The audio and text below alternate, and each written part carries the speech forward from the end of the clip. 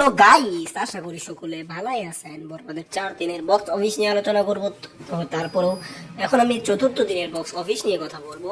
চতুর্থ দিন all wide তো মুক্তি পায়নি, শুধু বাংলাদেশের সমস্ত মাল্টিপ্লেক্স এবং সিনেমা সবকিছু টোটাল মিলিয়ে আর চতুর্থ দিনের বক্স অফিস কালেকশন দাঁড়িয়েছে 3,95,00,000 টাকা।